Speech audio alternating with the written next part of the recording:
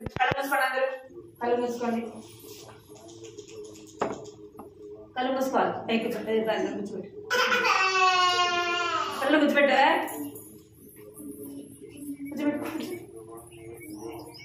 కూర్చో. కర్ర తీసుకున్నా. కర్ర తీసుకున్నాడు. కరెంట్ తెలుసా? ప్రాణం కృపా ప్రేమగా తండ్రి చిన్న దేవాన్ని బంగారు పదాలు స్తోత్రాలు చెల్లిస్తున్నాం. ఒకరించండి. ఎంతో స్తోత్రాలు చెల్లిస్తున్నాం తండ్రి దేవా. ఈ యొక్క అర్థాన్ని కలుస్తాను ప్రభావం తండ్రి దేవా. ఈ సన్నిధిలో చేరి మనం స్తుతించి కనపరచడానికి ప్రభావ మీ తండ్రి దేవాన్ని ఆరాధించుకుని సన్నిధి తీసుకొచ్చినందుకే మీకు ఎంతో వందనాలు చెల్లిస్తున్నాను తండ్రి. కనికరించండి ప్రభావ, చూపించండి నాయన, సహాయించండి. సన్నిధికి పరిచయంలో మీరు తోడుకొని ప్రార్థిస్తుంది. జ్ఞాపకం చేసుకోండి. వారు అల్లరి చేయకుండా ప్రభావ సన్నిధిలో భయంతో మీ మాటలు ప్రభావ శ్రద్ధగా వినగలిగే ప్రభావం చూపించమని ఈ సన్నిధిలో ప్రార్థిస్తుంది. తండ్రి మనసు తండ్రి వారికి అనుగ్రహించండి. నాన్న కృప చూపించండి దేవాన్ని నైవేద్యంతో ఆచరిస్తున్నాను. దీర్ఘకరంగా ఆశీర్వాదకరంగా దేవాన్ని సన్నిధికి వచ్చినట్టుగా మీరు చూపించి సహాయపడాలని మీకు ఎంతో వందనాలు చెల్లిస్తున్నాను. ఏ స్నామంలో ప్రార్థించండి. ఆమేన్.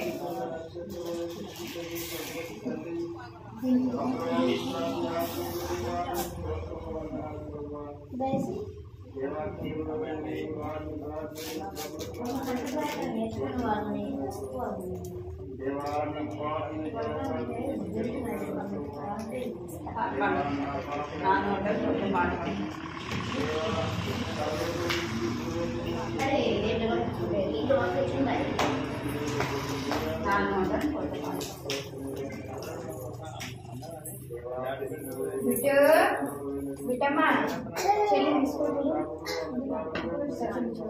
నానోటన్ కొత్త పాట నా యేసు విషయం.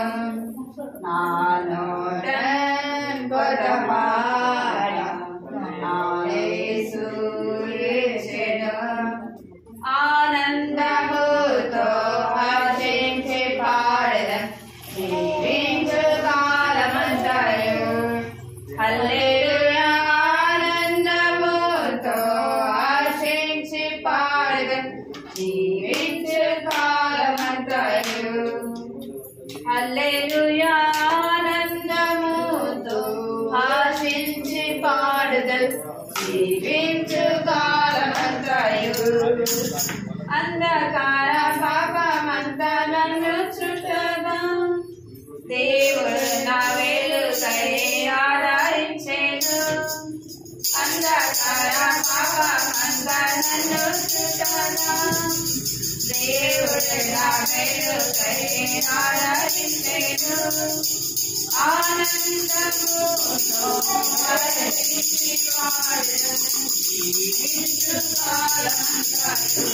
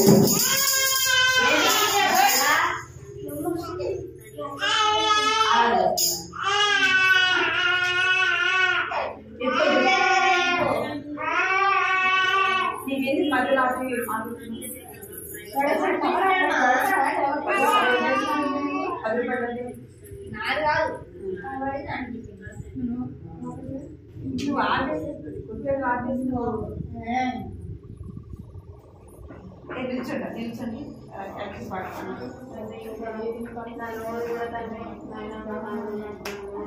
నా దేహం అంతా నైనా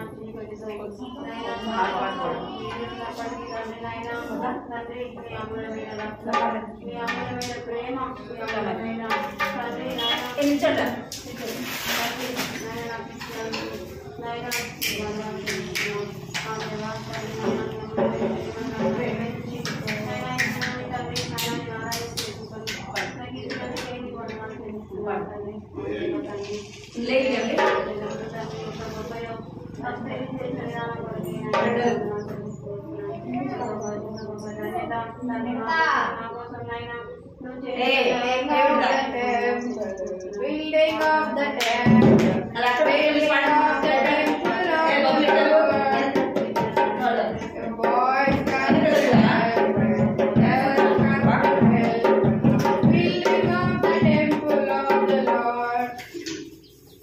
building of the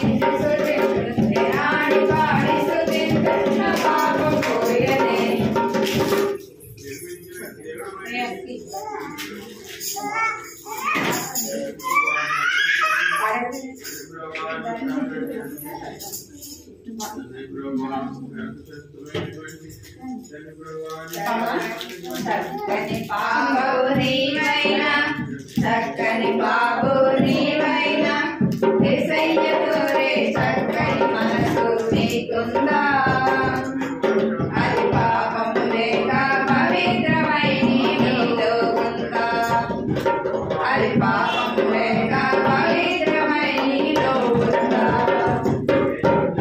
దీన మనసునే కోరాడు దీనులు చెందే ఉంటాడు దీన మనసునే కోరాడు దీనులు చెందే ఉంటాడు బలిష్టమైన కరాత్మతో తగిన వేల హెచ్చిస్తాడు బలిష్టమైన కరాత్మతో తగిన వేల హెచ్చిస్తాడు చక్కని బాబు నీవైనా చక్కని బాబు నీవైనా యేసయ్య కోరే చక్కని మనసు నీకుందా పాపము లేక పవిత్రమై నీలో ఉందా అది పాపము లేక పవిత్రమై నీలో ఉందా రాదా అది రూట్ యాక్టింగ్ చేస్తుంది కానీ పిసికిలో వేస్తుంది అస్సలకి రూట్కి వెళ్ళి వాడు నువ్వేమో తీసుకెళ్ళానుకో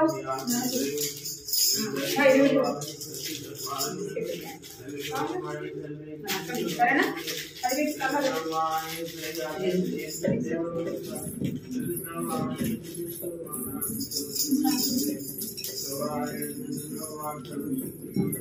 తీసుకొని చూడాలి సరేనా అక్కడే నువ్వు ఫ్లాట్ వేసుకున్నావు కదా మంచి ఎంత బాగుంది అసలు కదా బాగుంది కదా షైనీ డ్రెస్ చక్కని పాప అంటే ఎంత బాగుందా చక్కగా ఉండదు సార్ కొత్త డ్రెస్ వేసుకొని చూపిస్తావు చూపిస్తాను చక్కగా చూపించాలి సరేనా ఏ చక్కని బాబు అంటే కొత్త డ్రెస్ వేసుకున్నప్పుడు సరేనా ఏ దేవుడు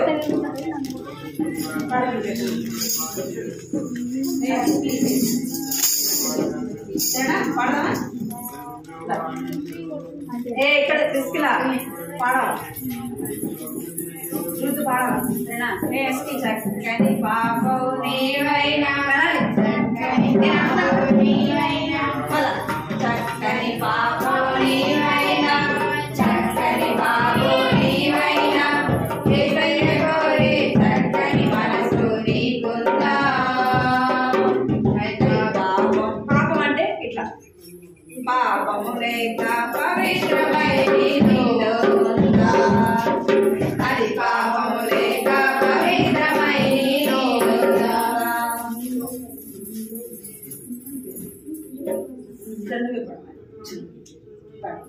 దీన మనసునే కోరాడు దీనుల చెంతే ఉంటాడు దీన మనసునే కోరాడు దీనుల చెంతే ఉంటాడు బలిష్టమైన తన హస్తముతో తగిన వేల హెచ్చిస్తాడు బలిష్టమైన తన హస్తముతో తగిన వేల హెచ్చిస్తాడు చక్కని బాబు నీవైనా చక్కని బాబు నీవైనా యేసయ్య కోరే చక్కని మనసు నీకుందా అది పాపము లేక పవిత్రమై నీలో ఉందా అది పాపము లేక పవిత్రమై నీలో ఉందా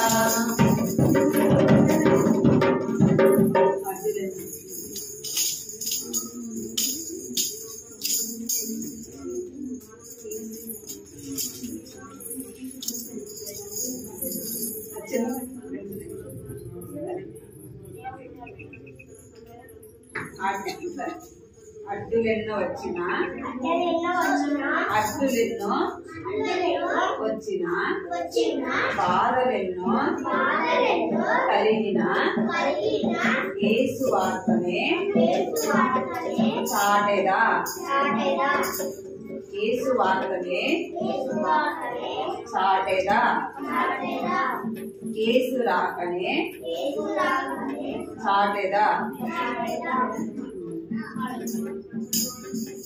సిద్ధపడుడి యేసు రాక కొరకై చిన్న పాట కదా అడ్డులెన్న వచ్చిన బాధలెన్న కలిగిన యేసు వార్త నేను చాటేదా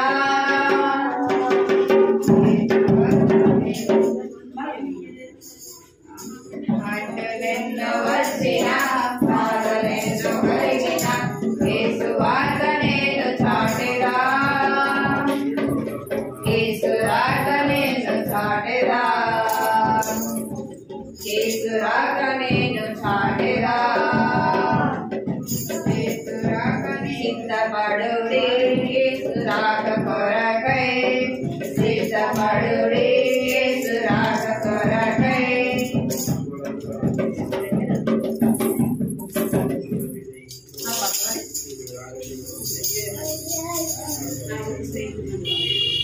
పాట వచ్చేది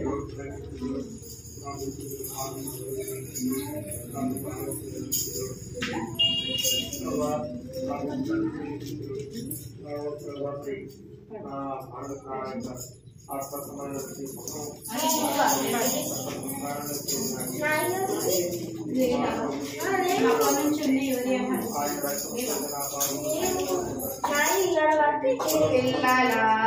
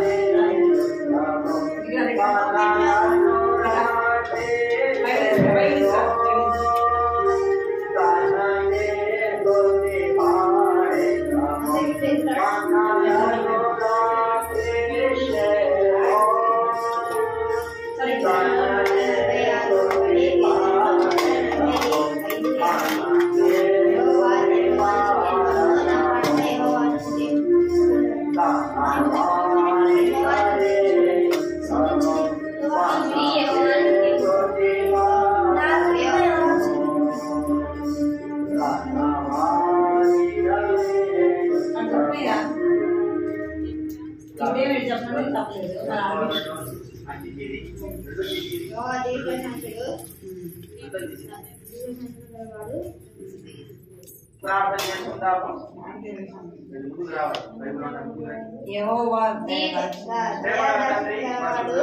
ఆయనే దీర్ఘశాంతుడు కృపాతిశయములు గలవాడు. కీర్తనలు 147:8. కొన్ని వాటి అక్క ఇంకా చెప్పింది ఇంకా చెప్పింది సరే సరే ఇంకా చెప్పిందా ఒకరు కూడా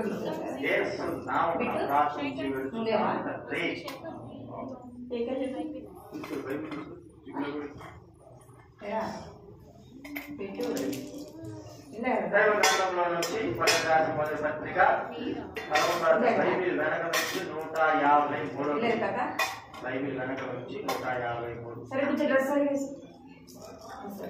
మొదటి రాసిన పత్రిక 28 మాత్రం చదువుతున్నా బైబిల్ వెనక నుంచి 153 పేజీ నెంబర్ గుర్తు పెట్టుకుంటే చదువు రాకపోయినా సరే చూడండి నెంబర్ కాబట్టి 128 కాబట్టి ప్రతి మనుషులు తను తాను పరీక్షించుకోవడం అలాగూ చేసి ఆ రప్పించిన ఆ పాత్రలను త్రాగలను ప్రభువు చేయబడి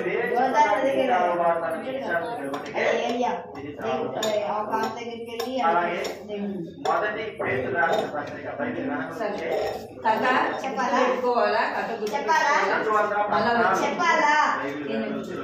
వచ్చినప్పుడు కథ చెప్పాలి.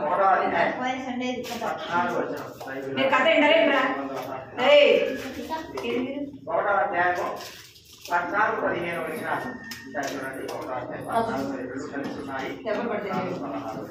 అలా చదువుతా నేను పరిశుద్ధమైన కనుక మీరు పరిశుద్ధులై యుద్ధుడిని రాబడినది కాగా మీరు విజేతల పిల్లలై మీ పూర్వ అజ్ఞాన దశను మీ పొందిన ఆశను అనుసరించి ప్రవర్తింపక మీరు సమస్త ప్రవర్తన ఎందుకు పరిశుద్ధులై ఇక్కడ మానవాక్యము సమస్త ప్రవర్తన మనం పరీక్షించుకోవాలి. మనకు మాదిరికరమైన జీవితం అవసరం. లోకంలో మనము చూసుకున్న వారు, మనం ఎదిగిన వారు, మనతో పాటు ఉన్నవారు మనకు మాదిరికరంగా ఉండకపోవచ్చు. కూడా రాయబడిన వారు అనేకమైన వారు మనకు మాదిరికరంగా. అలాగని లోకంలో మనసులో సంచరిస్తున్న వారిని మాదిరికరంగా తీసుకొని మనం తీసుకోవడము అది మన యొక్క మూర్ఖత్వము, మన యొక్క అజ్ఞానం. దేవుడు ఎప్పటికి కూడా మాదిరికరంగా లేని వారిని ఎప్పుడు మాదిరికరంగా తీసుకోవద్దు. తీసుకోండి తప్పని మాదిరికరంగా ఉన్నవాడిని తీసుకోమన్నాను. మాదిరికరమైన జీవితం ఒకవేళ లోకంలో మనకు తిరుగుతున్నప్పుడు మన ఎదుట ఉన్నవారు ఎవరైనా కావచ్చు, భయపడిన వారు కనబడకపోతే వారిని మాదిరికరంగా తీసుకోవడం అది మన తప్పే. అన్నారా? అయితే మాదిరికరమైన వారు ఎంతో మంది ఉన్నారు. వారిని మాదిరికరంగా ఉంచుకొని వారి జీవితంలో మాదిరికరంగా మనం పెట్టుకొని మనము జీవించడం ద్వారా మన ఆత్మకి. అయితే మన వాస్తవానికి లోకంలో మనతో దేవుడి మనకు అర్థమైనప్పుడు లోకంలో దేవుడు మరి లోక సృష్టిని కూడా మాదిరికరంగా ఉంచాడు. చంద్రుడిని, వృక్షాలను, చేపలని, జంతువుల్ని వీటిని మాదిరికరంగా ఉంచాడు. వాటి జీవితంలో కూడా ప్రభువుకు ఎలాగ ఉపయోగపడ్డాయి, అవి ఎలాంటి స్థితికి ఉన్నాయి ఈ లోకంలో దేవుడు వాటిని కూడా వ్రాయించి పెట్టాడు. గత వారంలో మనం చూసుకుంటూ వచ్చాము. గత వారంలో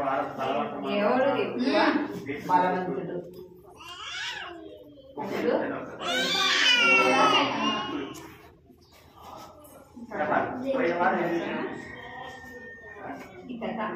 ఇశ్రాయేలు ప్రజల నుంచి ఎవరు ఎక్కువ ఒకసారి ఎవరికి యుద్ధం జరుగుతుందంటే ఎవరికి ఇశ్రాయేలు ప్రజలకి ఎవరన్నా యుద్ధము జరుగుతుంది. అక్కడ యుద్ధం చేయడానికి ఏమేమి కావాలి చెప్పండి. యుద్ధం చేయడానికి వాళ్ళ ప్రజల్ని తీసుకొని వచ్చినారు. ఇశ్రాయేలు ప్రజలు కూడా ఏం చేశారంట, యుద్ధానికి అక్కడికి వచ్చారు. వచ్చినప్పుడు అమాలేకీయులు వాళ్ళు ఎలాంటి వాళ్ళు అంటే చాలా చాలా మీరు సరే కూర్చుంటారు, కూర్చున్నాడు కనపడతానే కనపడతాను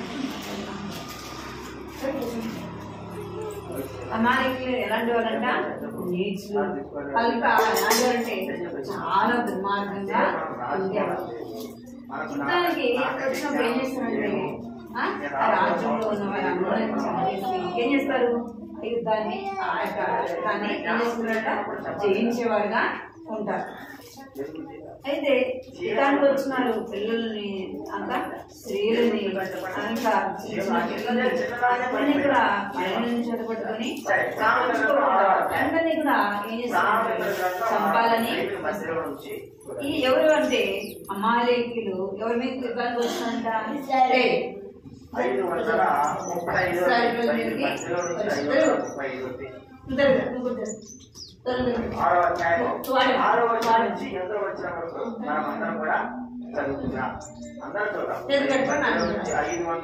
అలా చేస్తే ఎవరికి బిస్కెట్ బిస్కెట్ ఉన్నారా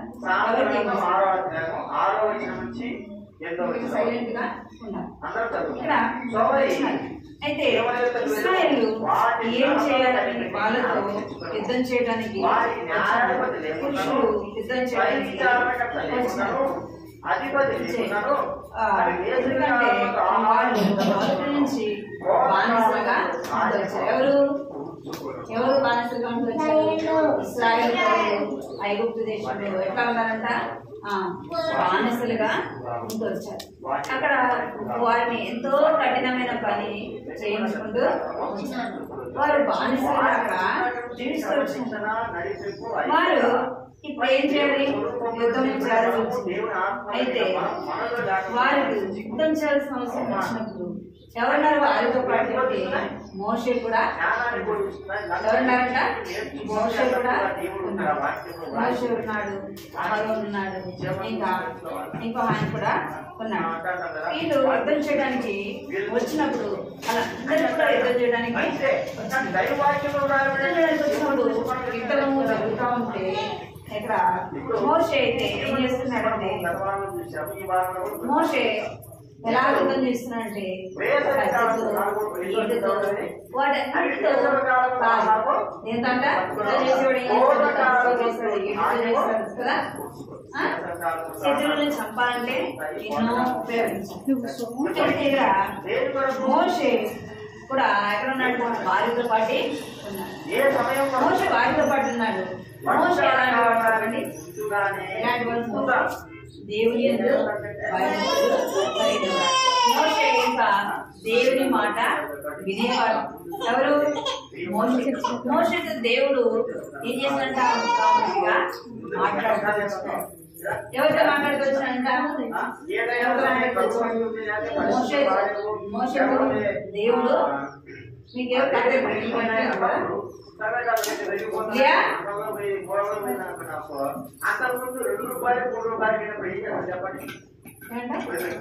యుద్ధానికి వచ్చినప్పుడు మోషే కూడా వారితో పాటు ఉన్నాడు. యుద్ధం చేయలేదు. మోషే ఏం చేస్తున్నాడు, కూర్చొని ప్రార్థన. మోషే ఆ కొండపైకి మోషే ఏం చేస్తున్నాడ, కొండపైకి వెళ్ళాడు. ఏం చేస్తున్నాడ, కొండపైకి వెళ్ళి ఆ పైన కూర్చొని ఏం చేస్తున్నాడు అంటే దేవుని యొక్క ప్రజల కొరకై ఏం చేస్తున్నాడు, ప్రార్థన చేస్తున్నాడు. ఏమనంటే ఏమని ప్రార్థన చేస్తున్నాడు, మాకు సహాయము మేము శత్రువులను జయించడానికి సహాయం చేయాలని ఎవరు ప్రార్థన చేస్తున్నారు? మోషే ఆ కొండ మీదకి వెళ్ళి ప్రార్థన చేస్తున్నాడు.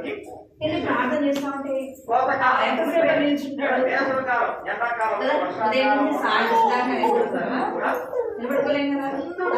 అయితే వాళ్ళు ఏం చేస్తారంటే ఆ కొండ మీద ఒక రాయి తీసుకొచ్చి ఆ రాయి మీద ఏం చేస్తారంట మోషేని కూర్చోబెట్టి కూర్చున్న తర్వాత మోషే ఏం చేస్తున్నాడంటే ప్రార్థిస్తుంది. కాలు పైకి పట్టుకొని పైకి పైన ఏం కనపడుతుంది, పైన మనం పైకి చూస్తాం. ఎందుకు చూస్తాం? పైన దేవుడు కదా, ఏంది దేవుడు పైన ఉన్నాడు. అందుకే ఇక్కడ మోషే కూడా ఏం చేస్తున్నట్టే ఇట్లా దేవుడు మమ్మల్ని రక్షించు, దేవుడు మమ్మల్ని కాపాడు, నీ ప్రజలైన వారిని రక్షణ కూడా ఈ యుద్ధంలో వారు జయించినట్టుగా నువ్వు సహాయం చేయ ప్రభా. నీ ప్రజలైన వారికి మీరు సహాయం చేయండి. ఎవరు ప్రార్థన చేస్తున్నారు అంటే మోషే ప్రార్థన చేస్తుంటే ఎంతసేపు అని భయపడుతున్నాడు చెప్పండి. ఇట్లా ఎంతసేపు అని మోషే ఇట్లా ఇక్కడ పైకి పట్టుకొని ప్రార్థన చేస్తున్నారు. చేసినంతసేపు ఎవరు గెలిచారు అంటే ఇశ్రాయేలు ప్రజలు గెలుస్తున్నారు. ఎప్పుడైతే మోషే ఏమైపోయేవారంట ఏమైపోయేవారు ఇశ్రాయేలు ప్రజలు ఓడిపోయేవారు. ఎవరు గెలిచేవారు అంటే అట్లా ప్రార్థన చేస్తా ఉంటే ఏం చేస్తున్నారు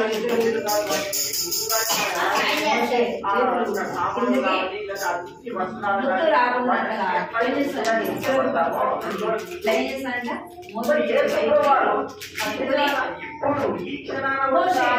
దినమంతా కూడా ప్రార్థన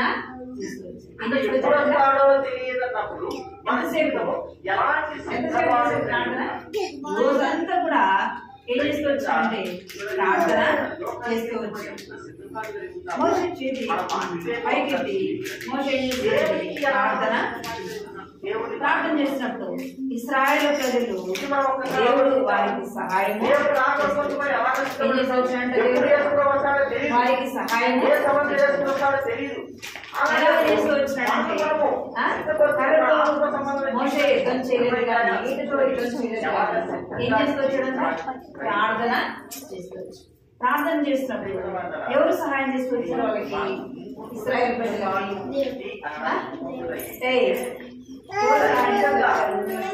దేవుడు వారికి సహాయము. మనం ఇక్కడ ఇంకేం చేస్తుంటే ఆ తర్వాత ఇశ్రాయేలు ప్రజలు ఎవరిని జయించగలుగుతూ అంటే శత్రువులైన వారిని అమాలేకులైన వారిని ఏం చేస్తొచ్చాను వారి మీద విజయాన్ని పొందవచ్చు. వాళ్ళ మీద విజయాన్ని పొందవచ్చు. అంటే మనం చేసే ప్రార్థన ద్వారా దేవుడు ఏం చేశాడు మన శత్రువుల మీద విజయాన్ని కూర్చోరా మన శత్రువుల మీద ఏమి ఇస్తాడంట విజయాన్ని ఇచ్చేవాళ్ళ. మనం ఏం చేయాలి ప్రార్థన. మనం ప్రార్థన చేసినప్పుడు ఏం కలుగుతుంది మనకు అంటే సహాయము. ఇక్కడ మోషే ప్రార్థన చేసినప్పుడు ఎవరికి సహాయం కలిగింది ఇశ్రాయేలు వారికి సహాయము కలుగుతుంది. ఇంకా మోషే ప్రార్థన చేస్తాడు. మోషేకి సహకారం ఎవరికి వచ్చారంటే ఇంకో ఆయన ఎవరంటే సూరు కుమారుడైన ఆయన కూడా సహకారంగా ఇశ్రాయేలు ప్రజలు జయించడానికి ఎవరు ప్రార్థన యుద్ధం చేస్తా ఉన్నారు. కొంతమంది ఏం చేస్తున్నారు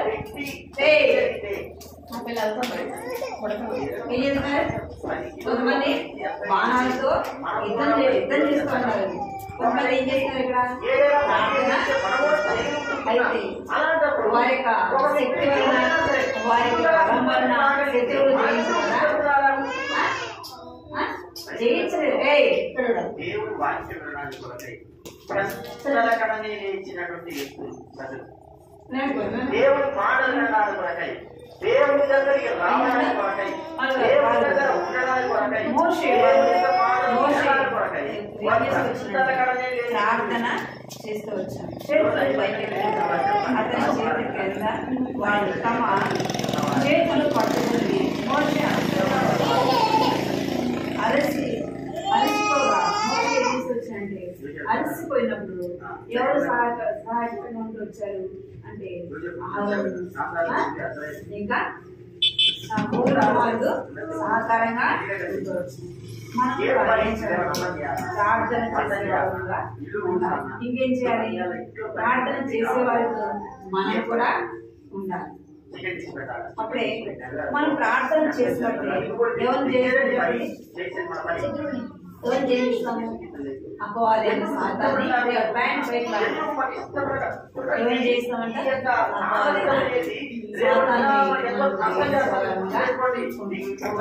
మనం ప్రార్థన చేయకపోతే శత్రువుని సాతాను జయించలేము. శత్రువుని మనము ఓడించలేము. ప్రార్థన చేసి అనుభవం ఉండాలి. ఎవరి కొరకు ప్రార్థన చేయాలంటే మన కుటుంబం కొరకు మనం ప్రార్థన చేయాలి. ఎవరి కొరకు ప్రార్థన చేయాలి?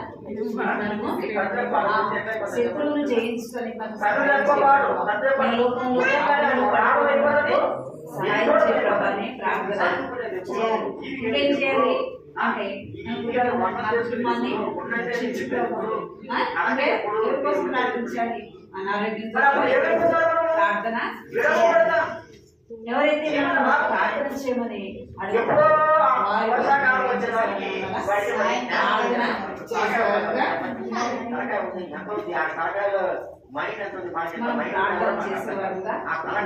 మోషే ప్రార్థన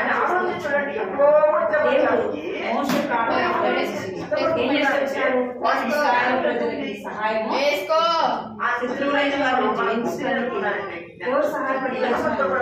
దేవుని సహాయము మనం ప్రార్థన చేస్తాం. మన కుటుంబం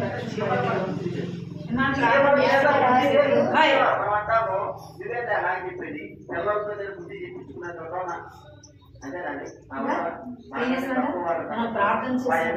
మన రక్షింపబడతాం. ఇంకా రక్షింపబడతారు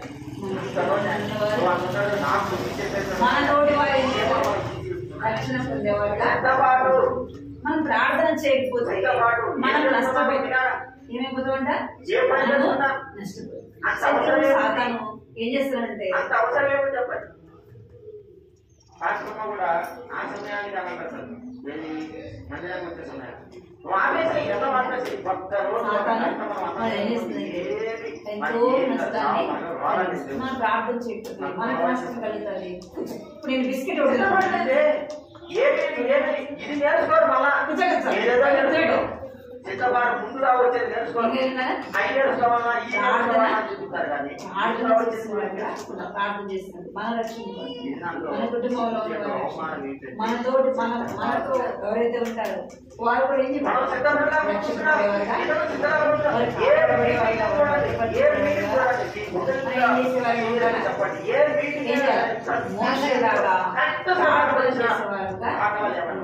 మనం ప్రార్థన చేయకపోతే సాతాను ఏం చేస్తాడంటే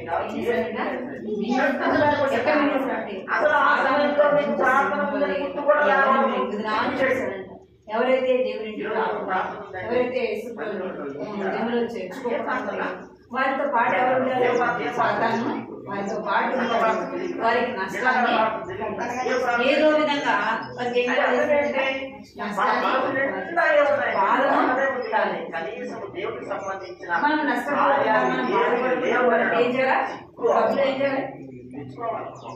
ప్రార్థన చేసేవాళ్ళుగా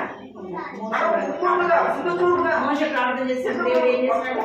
మోష ప్రార్థన విన్నాడు. ఆ శత్రువుల మీద ఏమిచ్చాడు? జయాన్ని ఆ శత్రువుని ఇశ్రాయేలు ప్రజలు ఏం జయించగలుగుతూ తమ ప్రాణాలను వారు కాపాడుకుంటూ వచ్చారు. తమ రాజువారు ఏం చేసి తమ ప్రాణాలని కాపాడుకుంటూ దేవుడు వారికి మీకు నాకు సహాయం చేయాలంటే మనం కూడా ఏం చేయాలి? ఏం చేయాలి? ప్రార్థన దేవుని మాట దేవుని మాట మోషే దేవుడు ఇష్టకరంగా ఉంటూ వచ్చాడు కాబట్టి దేవుడు ఎవరు ప్రార్థన మోషే మనం దేవుని మాట దేవుడు చెప్పిన మాట దేవుడు మనం ప్రార్థన చేసినప్పుడు ఏం చేయడు? మాట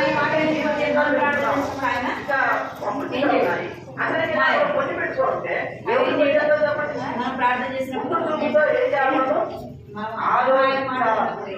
మనం ప్రార్థన చేసినప్పుడు మనం బాధ వచ్చేది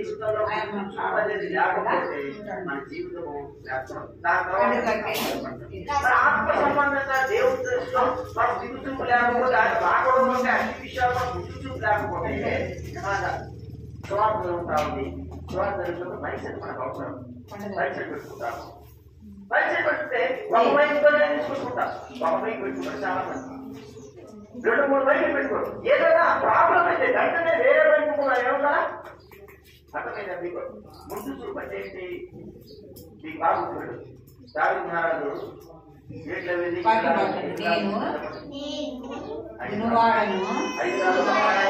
అనువాడనై ఉన్నాను, ఉన్నవాడను అనువాడనై ఉన్నాను, అనువాడనై ఉన్నాను.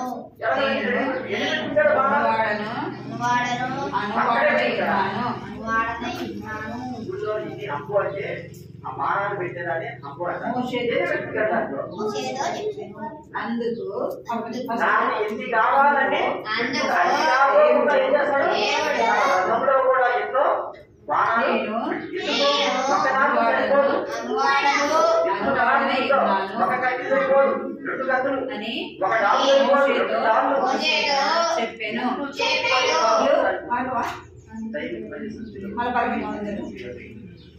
అందుకు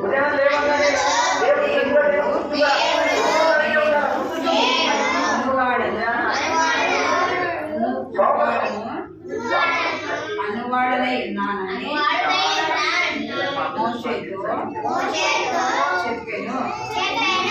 నిర్గమకాండము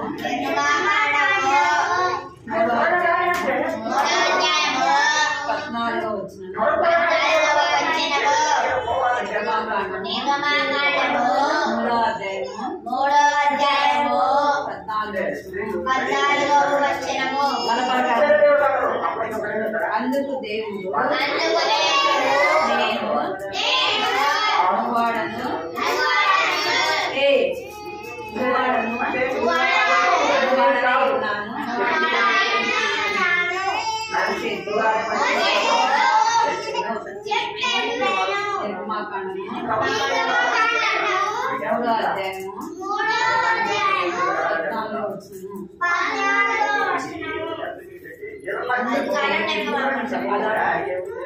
ప్రార్థన చేస్తున్నాము.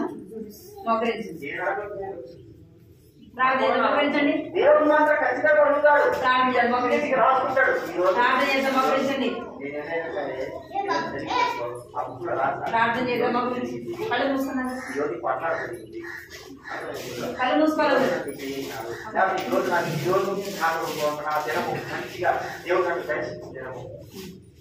మోకరించండి. అది ఎప్పటికైనా ఏమో మోకరించండి. మనమే ప్రార్థిస్తాం. పైకి పైకి దేవుడు రాయడు అన్నవాళ్ళు చేయటండి. నేను చేసేటట్టు కూడా నా ఇష్ట ప్రకారం జీవించడం కూడా దేవుడు రాయడం లేదు అన్నవాళ్ళు. అక్కడ దేవుడు రాస్తాడు దేవుడు రాస్తాడు. అందరు కళ్ళు మూసుకోండి. అందరు కళ్ళు మూసుకోండి. అందరు కళ్ళు మూసుకోండి.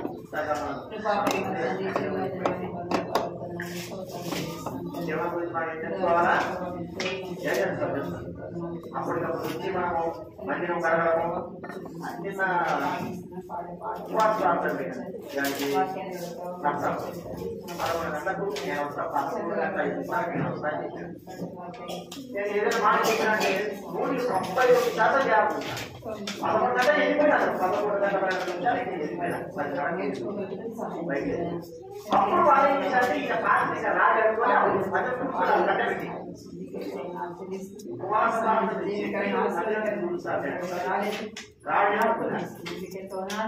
ఎప్పుడు ఏ సమయంలో పనిచేయాలి ప్రార్థన కూడా